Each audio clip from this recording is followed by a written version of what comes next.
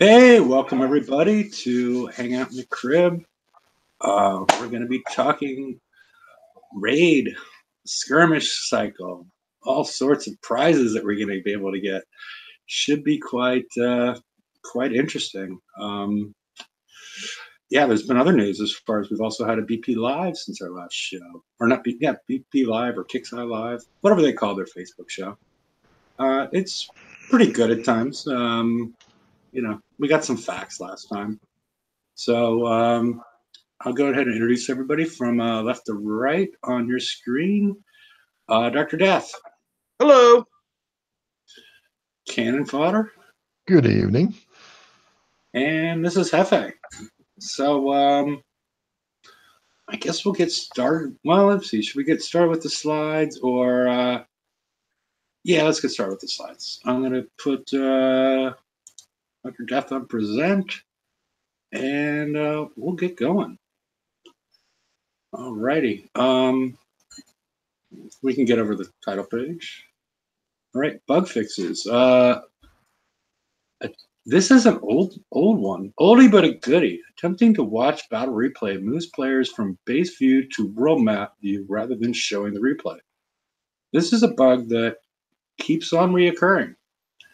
It's a little like the herpes. It seems to pop up every month or two, and it's a real pain in the ass. And I don't know. Were you guys encountering this? Off and on. I've encountered it before, but not recently. Herpes or this With the playback, it's one of those things where it kept having problems. I've kind of just not even hit it. I'm just like, it's probably broke, whatever, and I just kind of move along. Yeah. So, okay. Well, it's fixed now, and it might be broken again Awesome. pretty soon. Fleets were doing damage to turret carrier by shooting the water. Not even sure how that happens, and that was happening in the raid. Does anybody have anything to say about this? I don't even totally know what they mean. Well, Yeah. I mean, I'm assuming it shot near it and it hurt the, turret carrier. Okay. But yeah, I don't.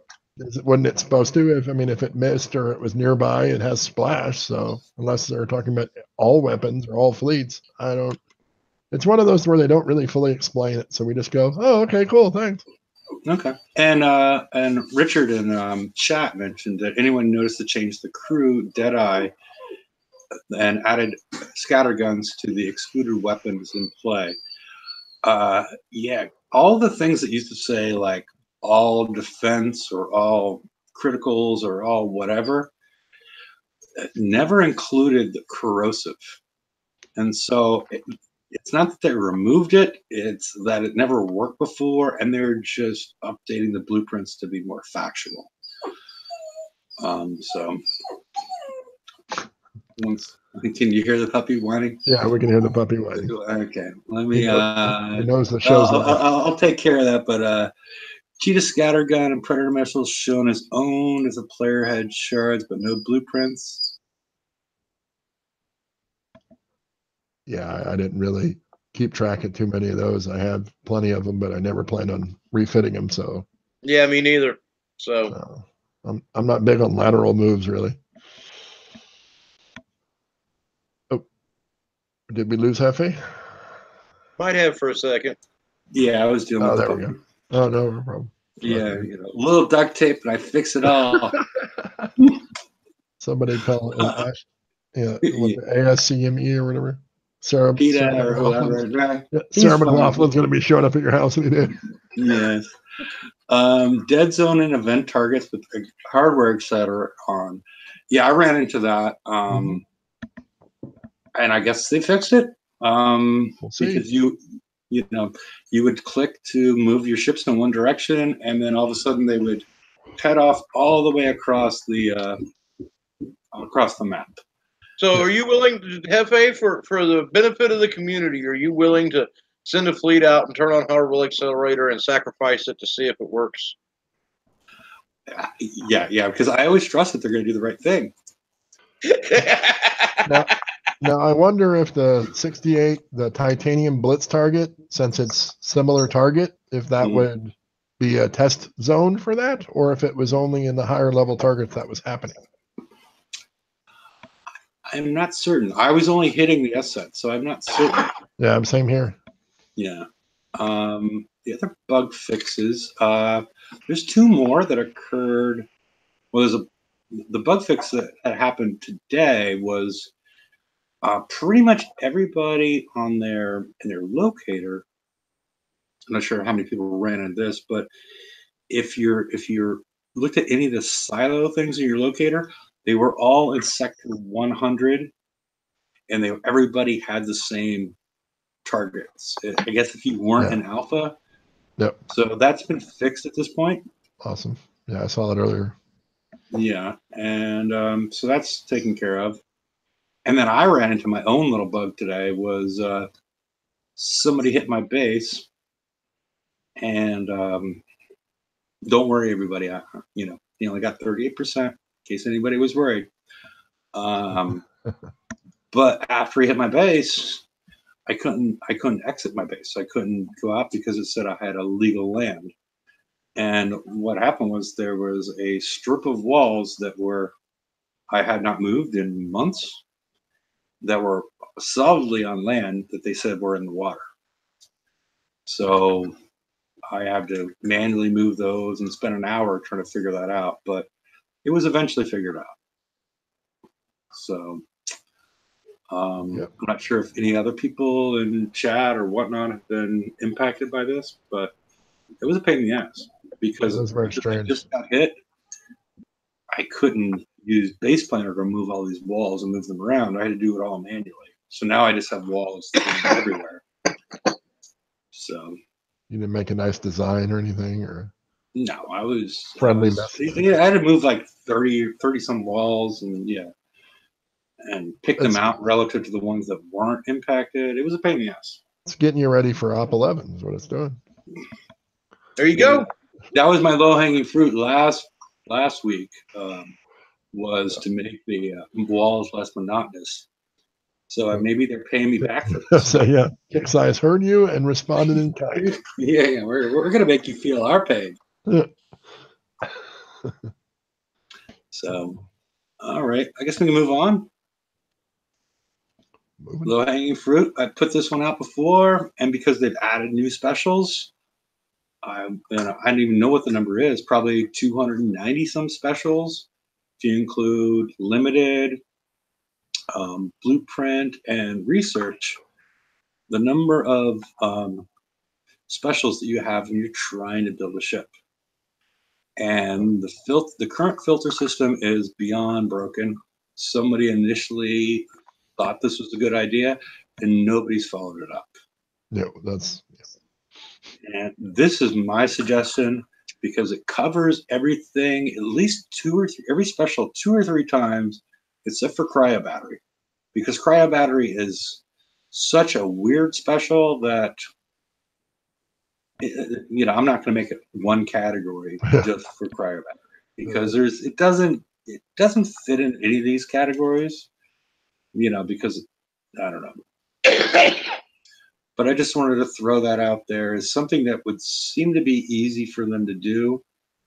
Because right now, even if I tell a player that's even fairly, doesn't even have to be new to the game, use this special.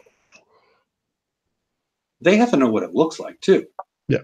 They have to go through a couple hundred things and recognize that image or scroll over all of them in order to know what it looks like.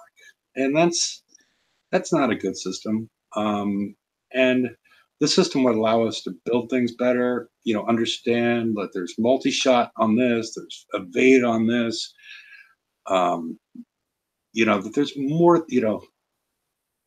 the specials do multiple things, and just use this as a filter to figure everything out. So I don't know. I presented this before. I'll hope at some point they take care of it. Yeah, I mentioned an instance of this where it would have helped me is when I didn't realize I had Strike System 5. there's so many specials. I just hadn't seen it. And like, then I realized that I'm like, oh, hey, I can free up a special. Okay, that's nice. 2 months into having this fleet. So, but just because, I mean, you just have to, I usually go in looking for a particular special as opposed to what can I use? Because it's just a mess. And they're not in any kind of relatively logical order. They're just strewn them out. Here we go. There's a little this, a little that. So, yeah, and there's one that I haven't really included that would be getting things to hit submerged. I would probably put that into detection because it also does detection. But yeah, there's one special that we'll talk about, like hydrodynamic shells. Sure. That's I don't know that it deserves its own category because it's under protection and it's under explosive, but I don't know. We can move on unless anybody else have any low hanging fruit, something that they could do easily and not really. I don't know. You just I don't know. Just for some reason, all of a sudden, I'm craving melons. Yeah. That's a possibility. That's her third week in a row. She's a chart topper. So yeah. Unless somebody can find a better picture for low hanging fruit, send it to me. I might use it. New isn't always better. Yeah. So, Ray of Destruction, September 6th through 12th. This is our next raid cycle. This is the tech raid. And let's see. We got our targets. We have the tier 8 targets. We have 2 new ones we haven't seen yet. Those are the only ones that are included in the tier bonus system. The older ones that we've seen for previous raids are no longer included. But the big change that we see is the loot box is now across the board for all tier 8. Previously, it was only for the 108 and up. The 104 and 106 were specific to, I think, the Hyper 30 and the Missile Defense Shard 3. And so basically what this does is the older targets are now reduced to half the value of the other ones. Even though there's not a lot of escalation in these, I just wish there was. I mean, some people like it because, it's 2 new targets every raid. Yeah. I would like to see, okay, well, hit any of these 2 targets. I mean, I get tired of hitting, for 6 days, hitting the same 2 targets. Maybe, we could all hit all 6 of them. Maybe, I don't know if there's a different bonus value, or since there doesn't appear to be a huge increase, just hit any 2 of these. I don't know. Well, especially since there wasn't really an escalation weapon, so there's not going to be a change much in our fleets and our capacity, capabilities. So, yeah, I think that would be a great idea. As far as giving people options and removing some of the chore feel that it has. Yeah. I mean, if we had all 6 of these targets, so we can continue to hit them as we wish. That would be. I would find it more fun than just hitting the same 2 targets. And, it's just because they're not so far. Hopefully, they're not going to really increase the damage in some way for the 112 and the 114. And we'll see. I mean, I felt like it really hasn't been a big difference between the 2 as far as damage for what I do, because I just go in there and auto. I'm not doing 5 million targets. So the damage was minimally different last time. I mean, it was pretty much the same for both. I'm like, well, this works. So I don't think we'll see that next month, but what are you going to do? Yeah. The rest of it has remained the same. Yeah. So, I don't know. I guess we can move on.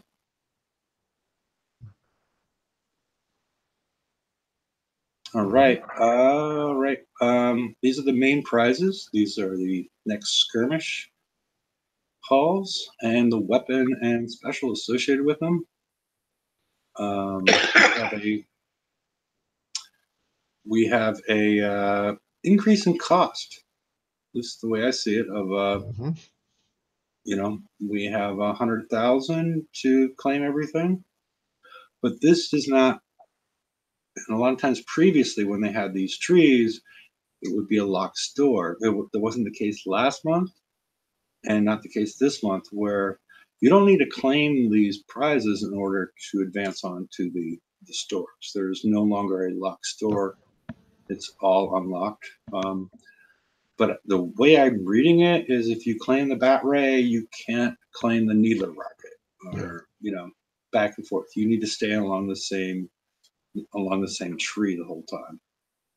So yeah, there's a locked tree, but there isn't necessarily a locked store. So that you need to pick either the left or the right if you're going to get any of the skirmish fleet stuff. And I would recommend everybody does. If you want to progress. Because I think the prototype seeker was, we're not going to hear a lot about that. No. At least positive. No. Okay. You want to move on, Dr. Duff? All right. The first one, the Batray, has a 3.5 day bear build time. It's very similar to the. We'll get to that, but these things they're both very similar as far as the stats, except for the special abilities. There's a swapping of this one has a high concussive and relatively low explosive damage buff, and that's swapped with the other one. And the same thing goes with the defenses; those are swapped. This one has an acceleration. The big difference, besides the special abilities going on the middle, which we can get to in a minute, the other one has a combat speed boost of 40% for accelerate. And this accelerate function is very similar to the accelerate function that we saw with the Apollo. Once you drive it for a while and don't stop, it will increase in speed by 20%, while the other one's 40%. And the slow threshold means that if you hit some sort of field or you get hit by something or something changes, you're going to lose this accelerate feature until you can build it back up through this recharge time of 5 seconds. So it takes 5 seconds to get back up to the plus 20% combat speed. And if you stop for 3 seconds, you lose it. Or if you hit some sort of field or something else that slows you down by 1%, you also lose it.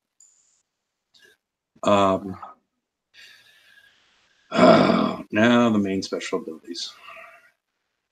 This is a little bit frustrating because I don't think we know enough about the targets to really talk about this intelligently. But I guess we're going to do it anyways. Yes.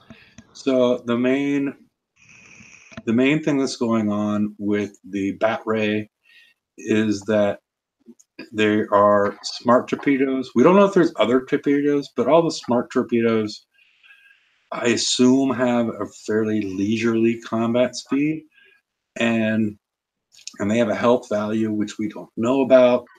But as long as they're within 130 range of this ship, they're going to take away 3,000 health off of this, off of these torpedoes, and to eventually kill them. I'm not certain. It wasn't explained in the live show, in the BP live show or elsewhere. Is if you lower the health of this torpedo, does it also lower the damage it does do if it does hit you? Did anybody feel like we got an explanation of that in there? No. Okay. So the assumption I'm working with currently is you need to kill it. And so basically it seems that speed is going to be a really big thing, is to keep this, we don't know in order to keep this within this field before it hits you the whole time. And this is the main divider between this one and the other one. And this is the one that I tend to actually understand the best, as far as like, I think I know how this one works, but again, we haven't really seen the targets. I expect we're going to see a little peek of these targets during VXP weekend. It's normally the way it works. Well, my basic understanding from watching their show was it's just going to be real simple. They're designing a target that's going to be heavy with the surface ships that fire those smart torpedoes, and that's going to be for this ship. And then they're going to design a target that's heavy with subs, and it's going to be for the other ship. And if you take the Batray into it, it's going to take a shit ton of damage. You know what I mean? Or the opposite. We'll get through to that because I think it might be the opposite. This might be the better one to deal with the subs, but we'll get into that because is anybody else 70? Nope, wrong way. Because the weapon associated with this one will hit underwater, the other one will not. So, yeah, that doesn't make any sense. Yeah. Well, it does make sense. What you said, or the way they set it up. No, that they're putting a weapon on that cannot hit underwater. But they've also put that weapon. We'll get to that. You're teasing ahead. All right, but okay. Let's. The little pop-up thing is once you put armor on this, the CTX armor or whatever it's called, the concussive explosive armor that we were given in the FM. The total repair time for each ship is going to be 4.5 hours. This is exactly the same as the Manicore, which players complained about. And then Wrong Thinker on Kixeye Live said that we are going to be dialing back the repair times associated with the skirmish cycle relative to what's going on in the Manicore. This does not appear to have happened. This is the exact same repair time that we saw previously. So, and again, does anybody understand why in skirmish they keep the cargo capacity so freaking low? No clue. Yeah, no clue. They want us to hit salvages during raids just for fun?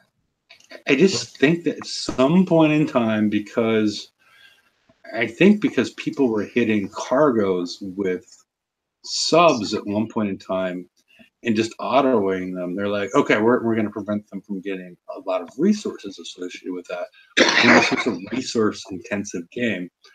And they don't know why they did this historically, and they just keep on doing it. That's my only guess. Laredo wants me to look at the repair efficiency. Yes, but the repair efficiency is something if we know the damage the target is going to do.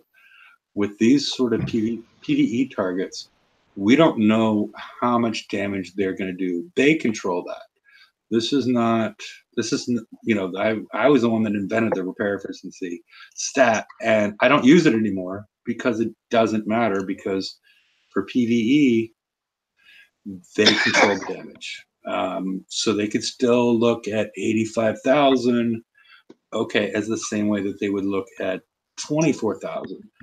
We'll take a quarter of their health, we'll take whatever percentage they want. They have changed that repair efficiency, but we don't know in reality how that's going to change gameplay in any way.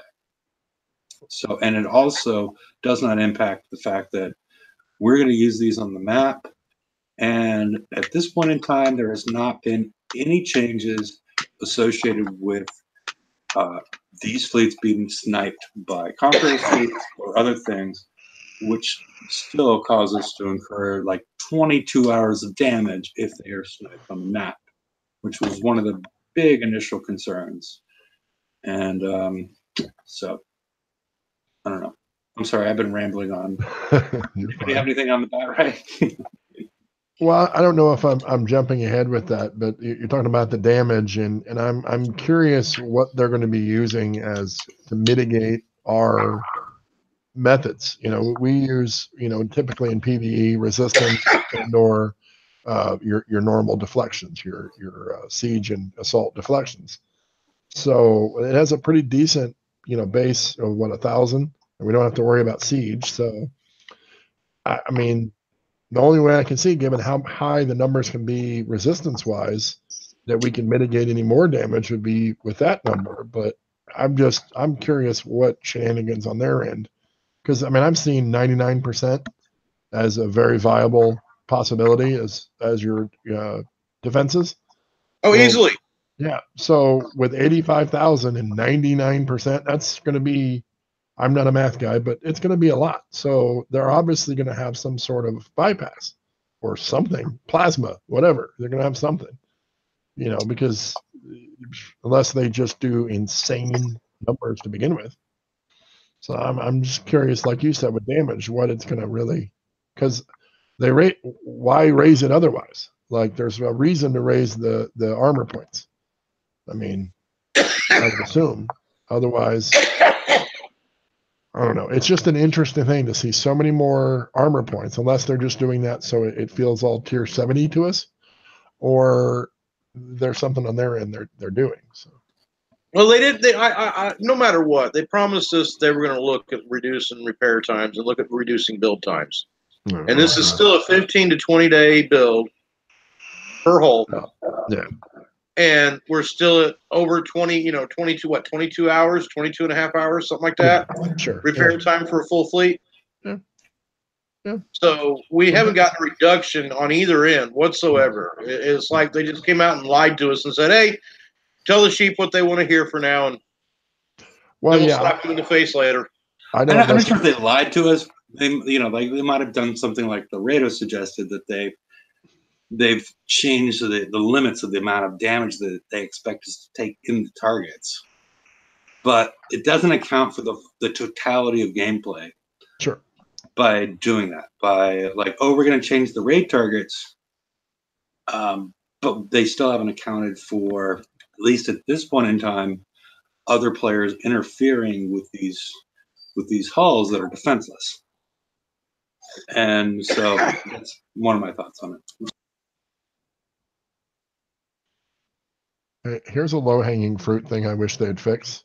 The Nexus claim thing every time I log into the game during the bounty redemption period. If that could go away, that would be fantastic. Okay. I mean, it's totally unimportant, but it's just annoying. So anyway, sorry.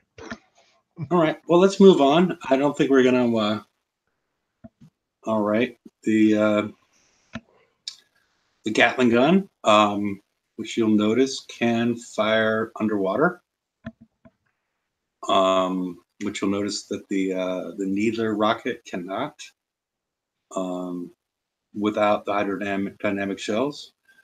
The other curious part is this windup.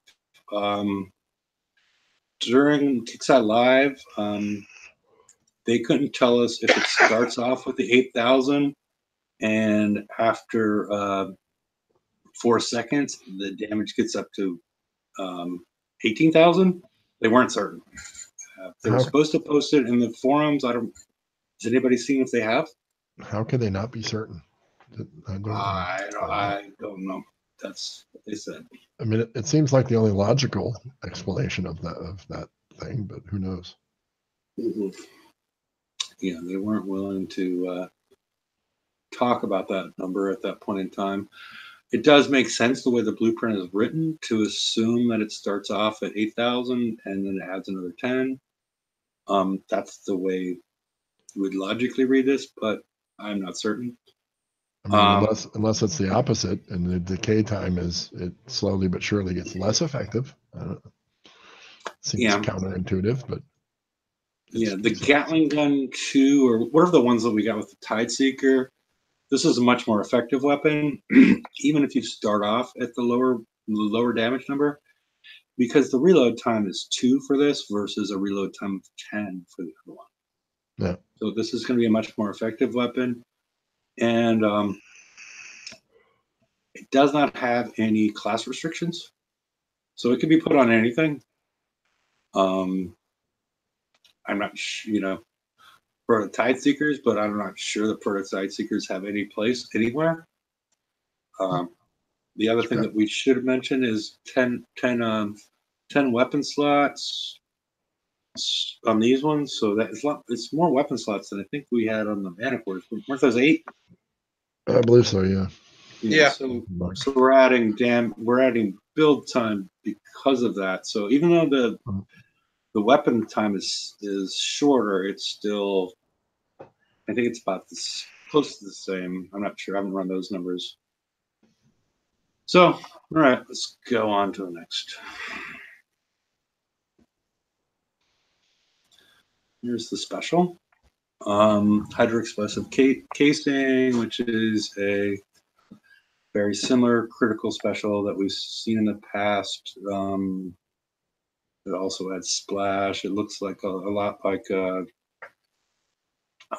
casing one, the ones we got with Hellfire, where it adds splash and it adds critical. Oh, what's that? Well, now here's my question. PBX payload. Here's my question. After the fiasco with the last special in this category, that actually didn't give a shit. You remember that one? Say that again. Came out during the Buck Hydra raid. That special they came out with. That was absolutely the man special. Yeah. The man Remember special, that? but I don't think it was actually useless. It was because we've gone through a lot of back and forth as far as what plus critical damage means. It seems like we went through a place where we assume, like we do now, that it adds plus 120. In this example, adds plus 125 to the existing critical damage of plus 100. And then we went to a place where we thought it didn't do that. And now I think we're back to the place where we think it does. But yeah, because it's the lack of explanation that Kickside does themselves. Sometimes they tell people, they don't tell me, but they tell certain people that then they ask them to explain it to us. Yeah. But I think it would be better if it came directly from them at times, is to explain some of the mechanics in the game. And GDR Raken was good at that when he did actually go and post things on the forum. He was very detailed and methodical, and a lot of people thought boring, but it was informative the way he did it, and allowed players to understand how these things worked and could therefore make intelligent decisions on how they built things and their strategies in the game. Yeah, that's one of the worst things going into a ship build, when you're kind of like, well, will this work? And is it working how I think it's supposed to work? Yeah, it's true. I mean, it's because a lot of these things, or not knowing what's coming next. Like right now with some of my Conquerors, I'm like, I don't really want to finish these things because I assume there's going to be a better armor coming out, probably in the FM.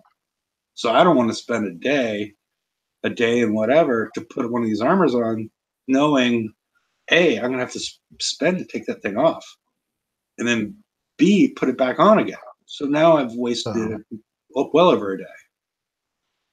So. Oh yeah. Yeah. So this is 15 hours. All right. The Razortail. Same exact build time. As I explained earlier, the main difference is they flip-flop explosive damage and corrosive damage, and they flip-flop explosive defense and concussive defense. With the accelerate for the Batwing, the combat speed was plus 20%. This one is plus 40%, so it gives a much better accelerate function. And then we have the cab field, the surfacing ability of this, and it stacks. And there seems to be like a stat that's missing from here, like, because we don't know what cav strength means. There's not been really an explanation for what cav strength means of 200. I mean, does anybody have a guess what 200 means? No. Okay. Sorry, I was off looking at rockets. Sorry. Okay. Apparently, I'm going to guess that there is some stat attached to the enemy ships that, depending on how strong our cav strength is, will determine how fast we can surface them. Mm-hmm. It's probably right there with like a health meter on the torpedoes. I mean, how much health they have versus the 3,000 per second damage or whatever. So. Yeah, exactly. There's a lot of unknowns. It's like, I'm sorry. Go ahead. No, you're fine. I was done. Okay. Yeah. So basically, the cav strength is there's a duplicate ore cap of 5. So if you have 5 of these ships in your fleet, it's going to be much stronger as opposed to 200. It's going to be 1,000. And so we assume it's going to surface things faster. But figuring out what that actually means on the ground when you're actually hitting these targets, no idea. The range is 75. And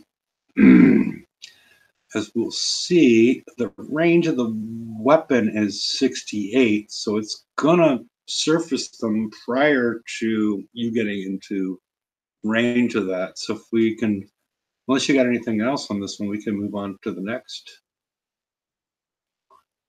No, too many mysteries at this point to really hash out too much of a thought process on it. Just go.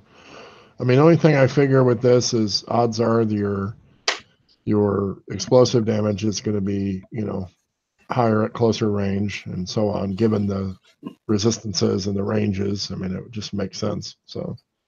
Mm-hmm. All right. As I mentioned earlier, we don't see a submerged damage stat associated with the Razortail. That's why it has That's why it needs to surface these subs as opposed to just shoot at them. You can add hydrodynamic shells, which increases the chance that you would hit something underwater. And again, we have no idea how effective that's going to be, based on the information that we've been provided. And hasn't the hydrodynamic shells been bugged half the time, anyways? Yeah, I'm not guaranteeing anything on how well this is going to work. I'm just saying what the possibilities are. So it's I'm not going to recommend any builds. Well, I still don't have 4 from the tech up or whatever. I still don't have hydrodynamic shells 4 or whatever, and a couple others. But okay, for that same reason, that when they started making random stuff, I was like, I'm not playing. Let's get all the damage for random prizes. No thanks. But so I'm stuck with 3. So be interesting. So. All right. This is restricted to merely skirmish halls. It's a huge spread to splash ratio, 17 to 150. So it's going to be sending fire everywhere. If you could go back to the concussive Gatling gun, Dr. Duff, 17 to 150 versus 15 to 15.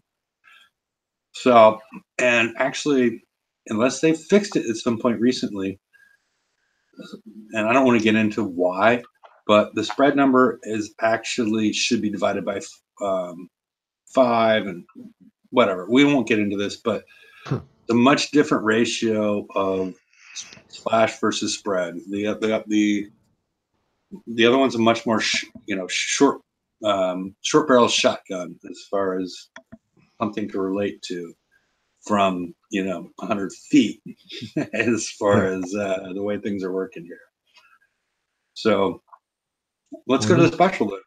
You could see that in the video too. Just the fire fields. It was just like big, just massive. Oh crap! All right. Well, I guess it's supposed to be animated as far as where it's.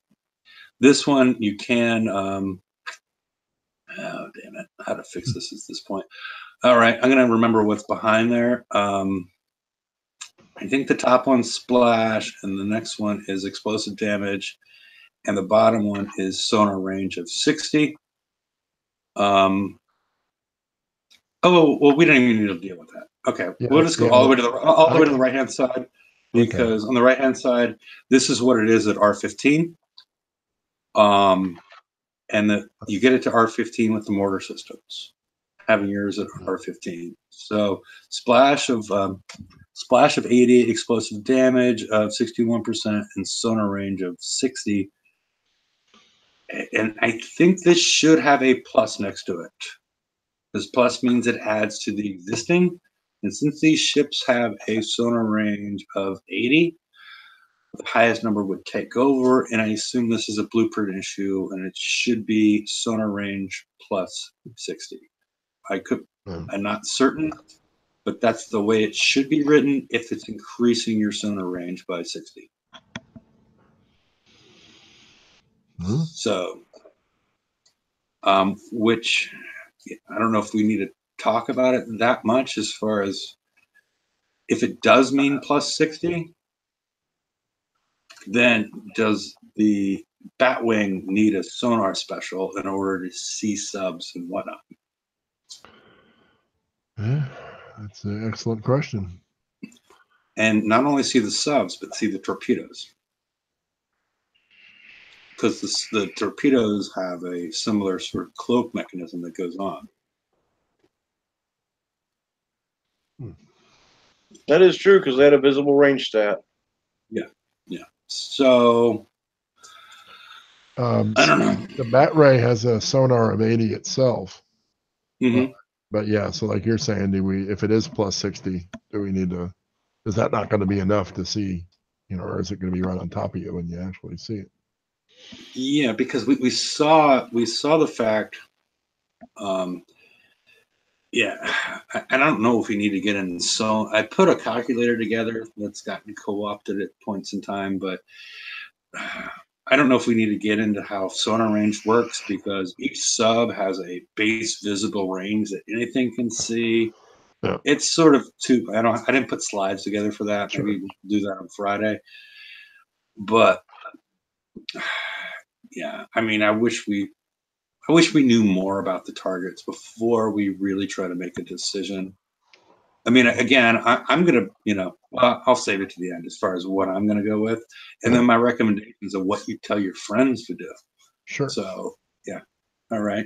Let's go on to, I think, a blanket of crazy looking slide, if I'm correct. Okay. Yeah, there we go. That's our first slide of prizes. This is the cost associated with the we got more slides, but the ones in red are the new prizes. These are all turrets, and we're going to talk about those in a couple of minutes. Or turrets or turret specials. The stuff that's yellow, well, the second and third one are actually turret specials. The yellow ones are skins. I highlighted that because only one of them says that it's a skin, so I wanted everybody to be aware of it. I put the caustic catalyst out there because I think people should be aware that it's available. Anything out here, touching anybody inappropriately? Well, the caustic catalyst, I was happy to get. Hey, you can pick up your hydrodynamic shells 4 now. Oh, sweet. Mm-hmm. Yeah, I see it. There you go. Right on. Good find. So there's 2 I'm getting that I've missed, and that's caustic catalyst and hydrodynamic shells. So right on. Yeah. And and I found it interesting that like a lot of the specials are the new ones are 8 million, but the old ones are 10 million. Yeah, it kicks high. So. Yeah, it's fine with me, but I just thought it was because like heavy ballistic shells was another turret special, and Zintium shells too. Both, if you don't have them, recommend getting them. But they're 10 million, while the new ones are 8 million. It would be fascinating. I didn't try to look if as we'll see later on, corrosive casing and concussive detonator are actually the better versions of older ones. No. I don't see the older ones in here, so that's probably a good thing that they didn't charge more for the inferior product. But like 10 million for a Buccaneer. Yeah, well, I'm talking like no, I know. Yeah. What does everybody think about the Greta's Inferno Dragon still being 40 million? That's ridiculous. I think that's a bit steep this late into the FM series. Especially when the Macaris Manicore is right below it for 20. So it's another flagship that's really, at this point, not outdated because of map targets, but, that's probably the more of a supply thing or a demand thing than anything. They know people still want it, so they may go for it. But yeah, there has to be, to me, there has to be some drop off. I mean, it's just ridiculous. If you want smaller people, you know, even cute, you know, to me, it's future coiners potentially. You know, you want them to coin in the future. Well, give them a reason to, give them you know, incentive. So Yeah. continuing, that's a 4-month-old price. I mean, it's been pretty much that the whole time, hasn't it? 40 million. I think Yeah, and it they've might still have got been the regular Dragon is still at 15 million. Yeah. but you can get that in the FM, but yeah, No. if you can get that far in the FM. Oh yeah. So Yeah, and we're going to get to another one that I consider incredibly overpriced in 2 more slides, but we don't need to go there yet. So we picked out some jewels in here as far as hydrodynamic shells. If you're going to go with the, you know, the Razortail, as a possibly working quite well. Anybody see anything else?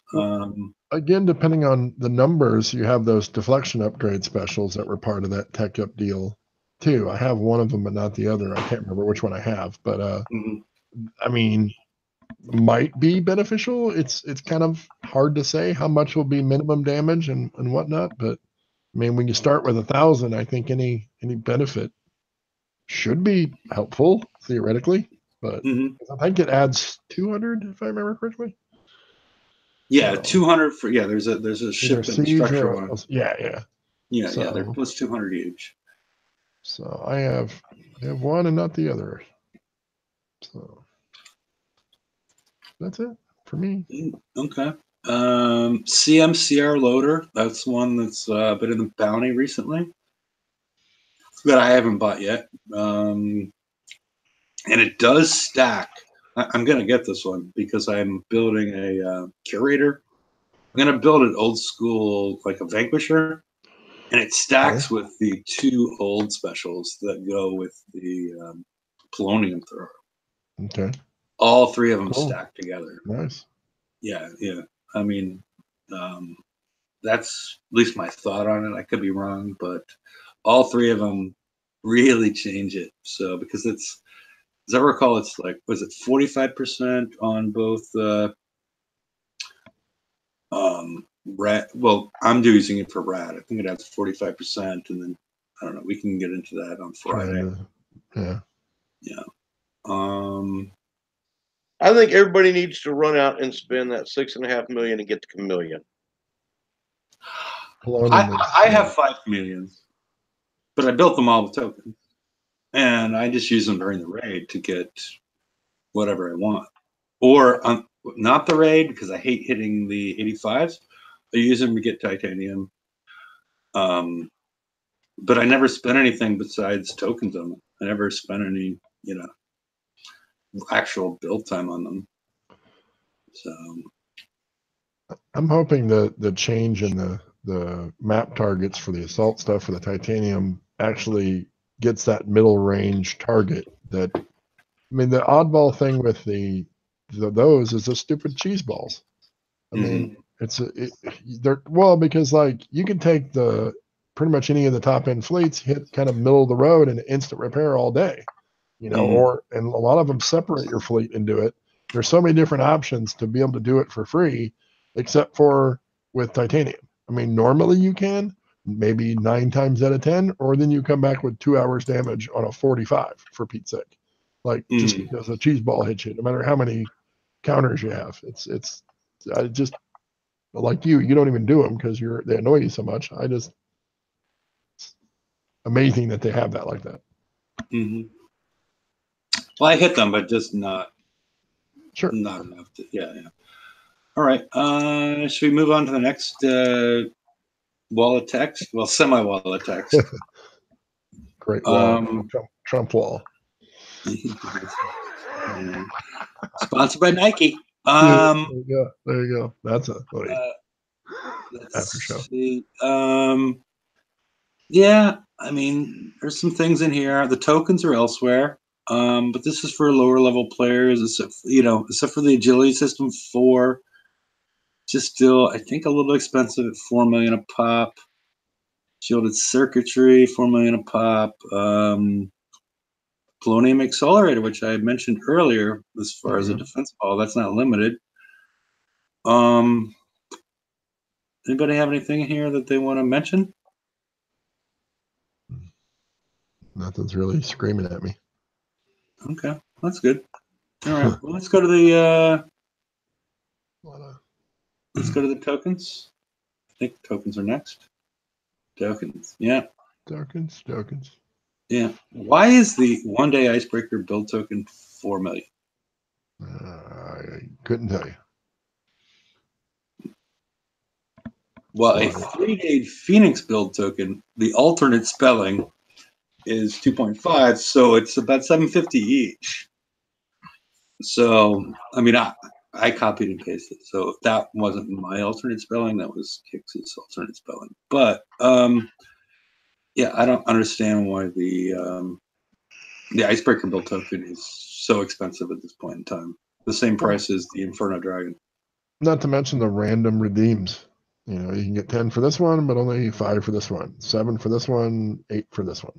Like, I don't know what they're using to base. I mean, if I wanted to get 30 of them, what's the problem? So, I mean, I guess that's. Yeah. If you want to get 30 of them, Yeah.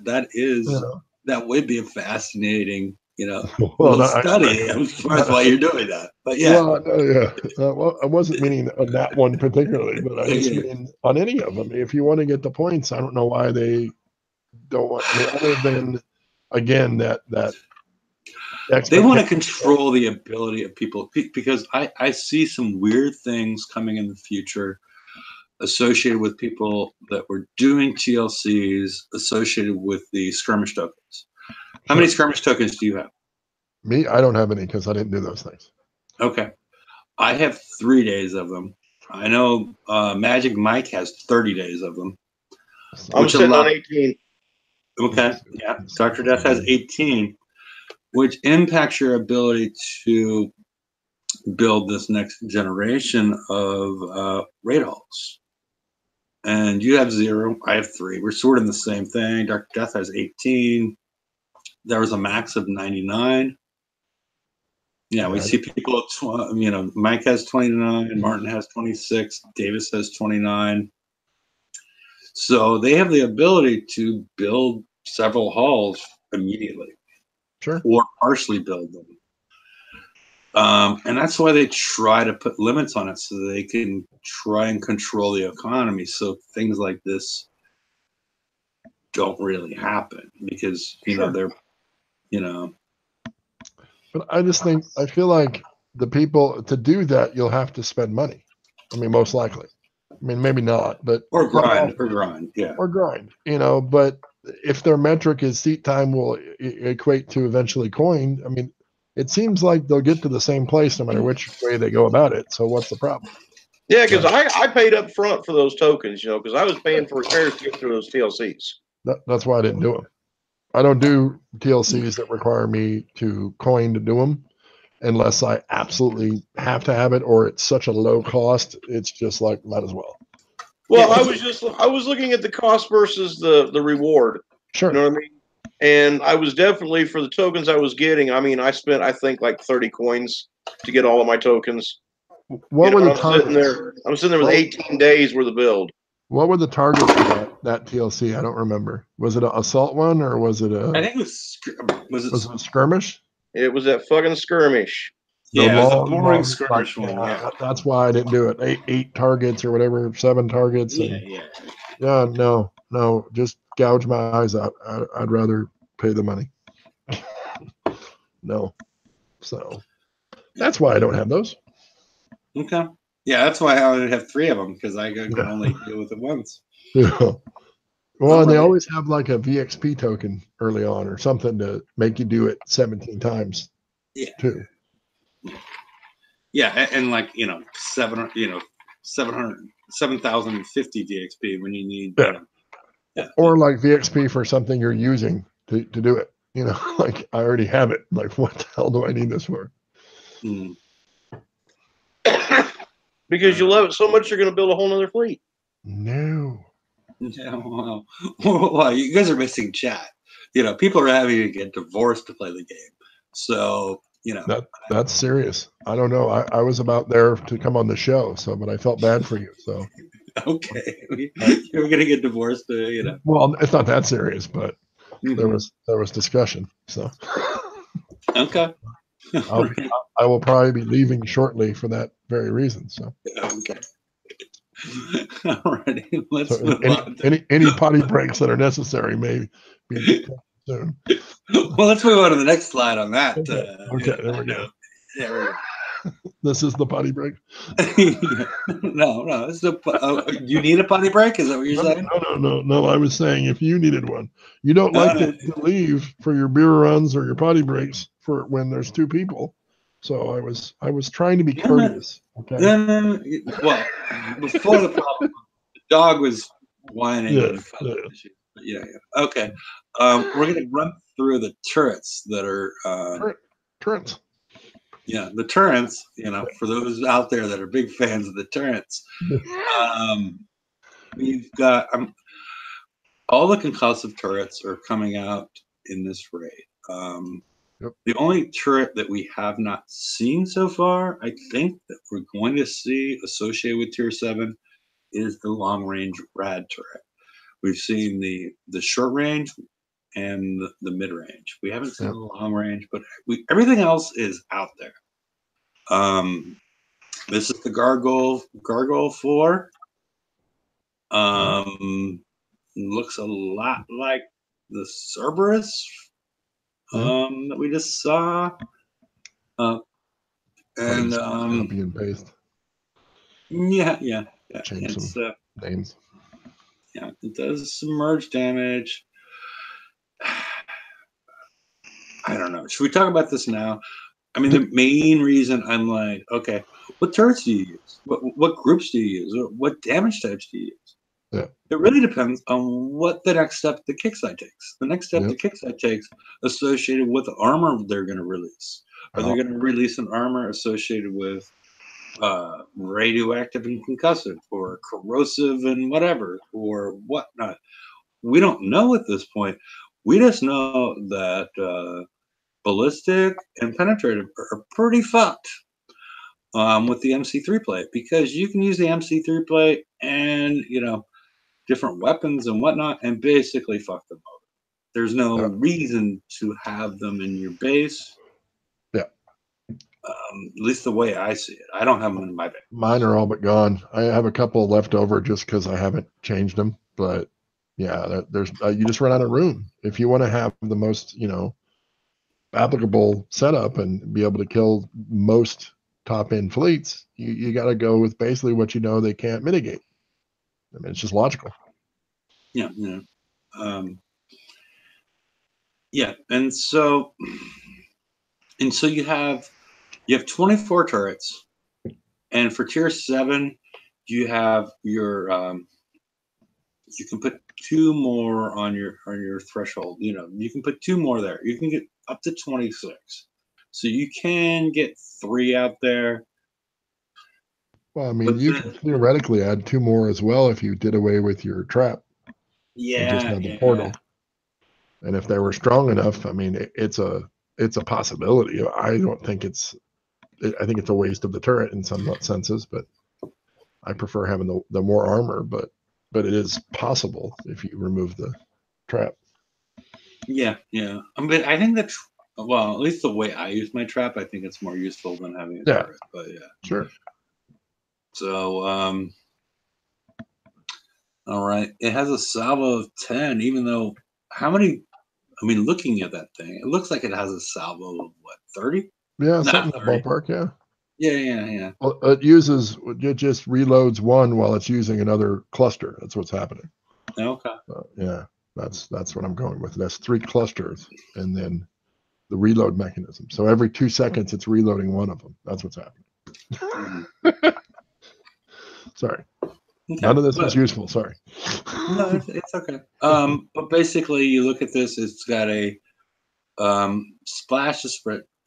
Basically 10 a 1-to-4 ratio of splash to spread. I tried to explain earlier that you need to take spread and divide it by 5 to get it relative to splash. We've done really old shows associated with what splash to spread means. I don't know. Maybe you need to bring them back because it's been years since I've done a show like that. But it's not bad. It's gonna, if you don't have a lot of concussive, it's gonna hurt. Well, It's a gonna lot of hurt. people It's gonna skip hurt a lot. Like one shot, hurt.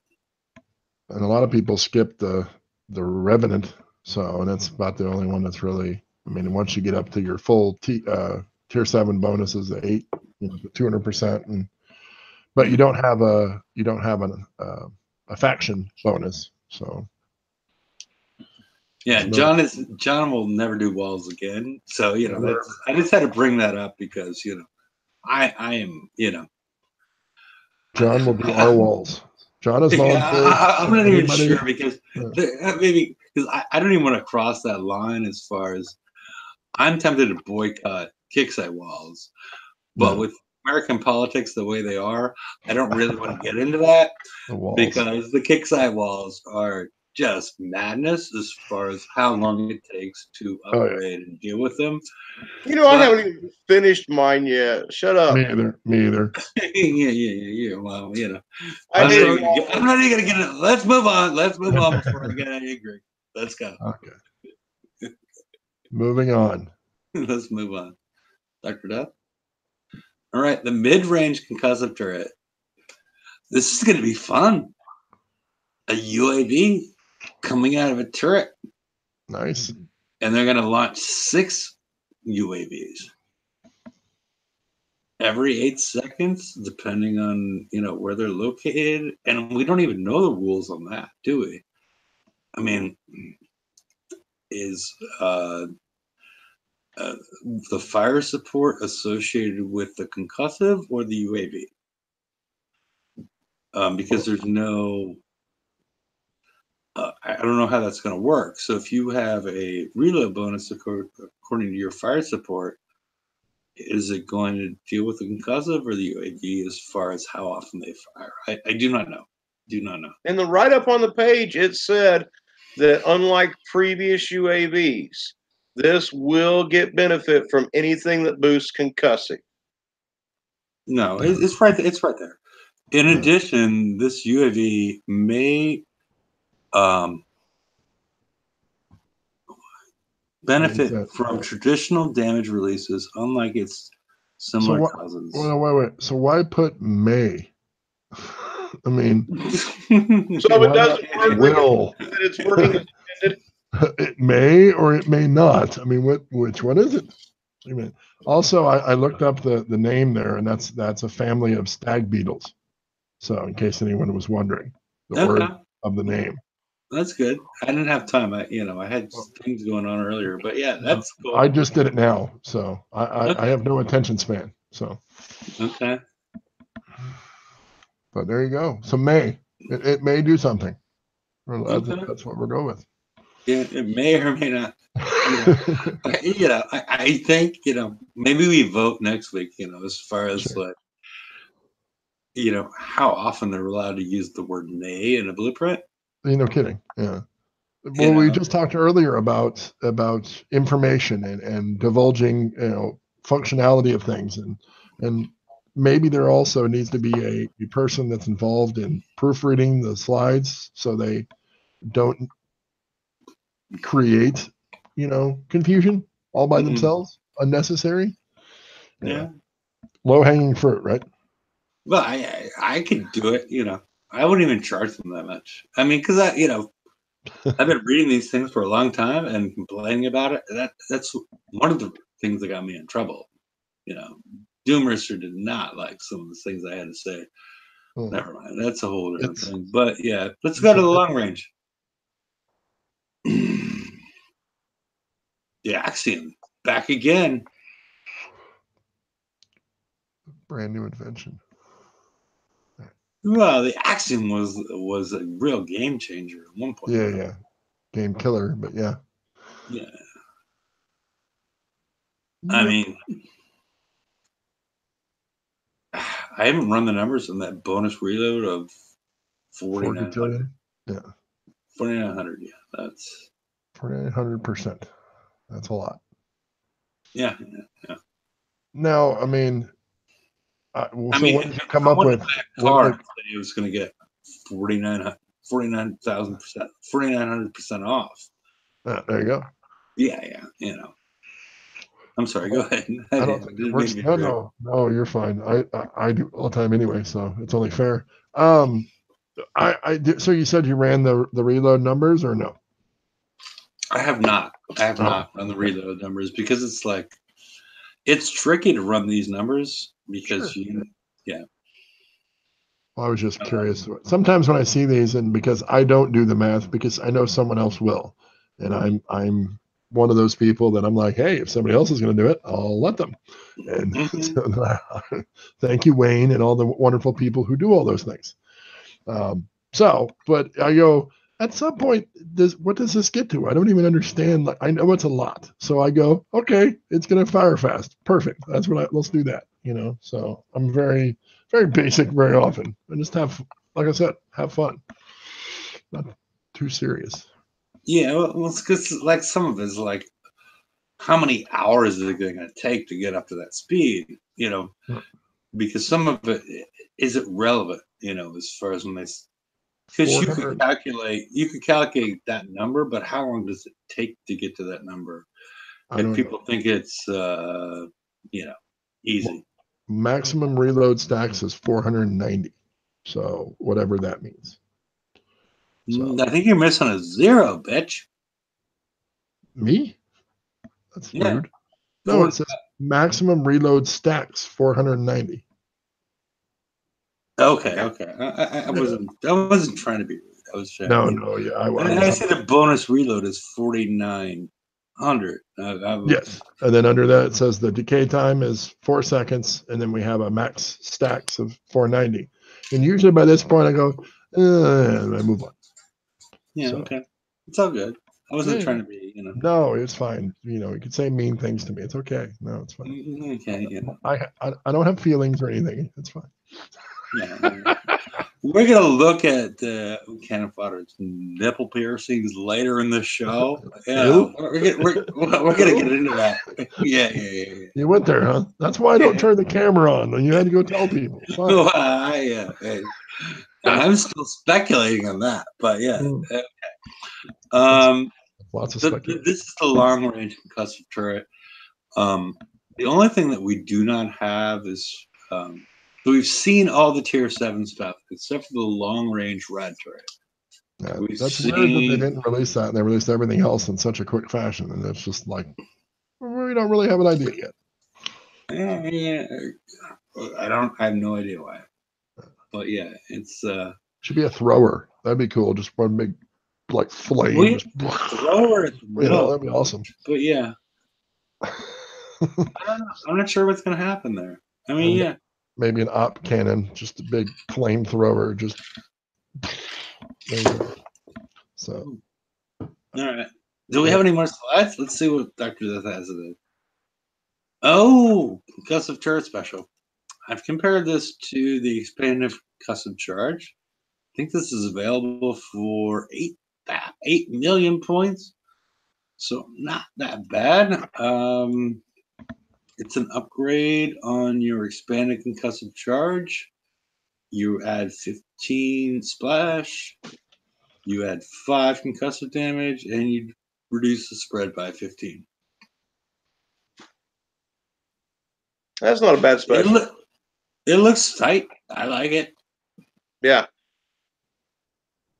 Okay. Corrosive turret special. Also looking tight. This is to be compared to the sulfide deployer.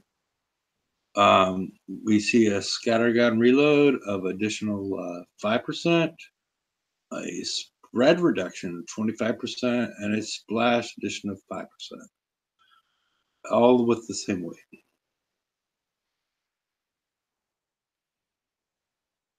Hello? Cannon fodder dropped out. Okay. All right. I've only put these last two things in here to try to have people understand why they're there. The FM skirmish battery, which was, skirmish batteries were released in the FM over the last week or so. But why? I should have probably put this out earlier. That because that's confusing because we're not getting subs anymore. They're going away from subs, so why put cloak time into it? Yeah, that's why I put this out here. Yeah, well, why is this happening? You have any ideas? No, not really. Okay. I don't have any ideas either. I mean, because a lot of specials, the splash damage reduction is not working. And so I don't even know what's going on here. So, all right. This is two of us. I should post a link for the after show. Let's see.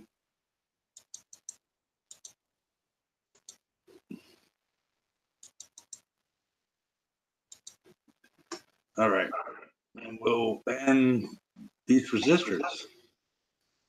Why did these make sense to you? Well, I mean, these might actually be useful on the Razortail. Yeah, I mean that's originally what I thought, but then you look at everything like once you combine the auras associated with the individual ships, you get to a point where you're at 99.9 and 99.8 as far as the resistances. So are you better off with better bonus combat speed and evade? Or is this 15% explosive defense actually helping you? I don't know. We don't know. Yeah. None of us know. I don't think anybody knows.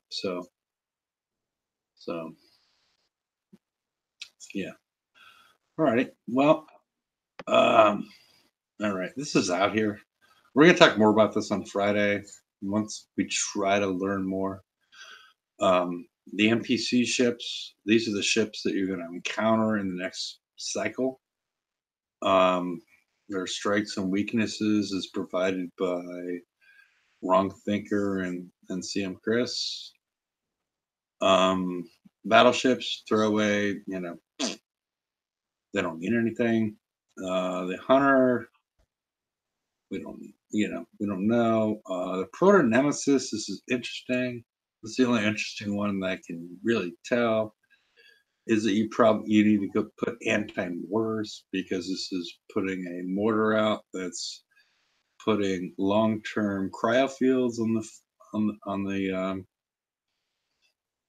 the map on your target. I don't know. Do you have any thoughts? So this is gonna be a crossover between the last two proto NIMS we had in the last two cycles, because both of them have launched crazy stuff. Remember, because we had the one cycle where they launched all the random morts that just went all over the place, dropping the Cairo fields. And then last cycle, we had the ones that just rained that shower that ran in a line. So it sounds like they've just combined the two. Yeah. So, and then we deal with interdictor, the ECM fields that come out from the Batwing, I think. Yeah, we need way more information, I think, in order to make a good decision as far as what to pick. We haven't got enough information at this point, as far as the way I see it personally. So, I mean, I'm gonna go. Like I said, I think I'm gonna go Batwing, but I'm gonna tell all my friends not to do it. So we'll just leave it at that.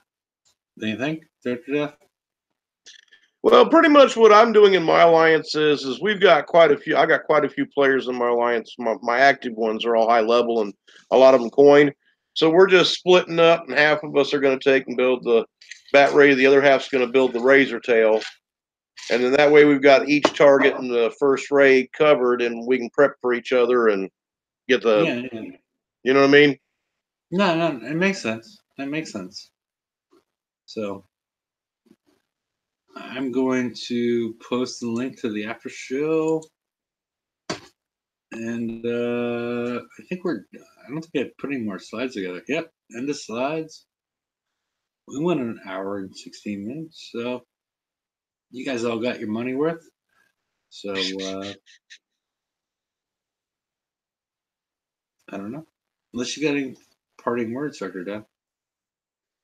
No, but just trying to have fun in the raid. It's been a grindy week, and looks like we got another grindy week ahead of us.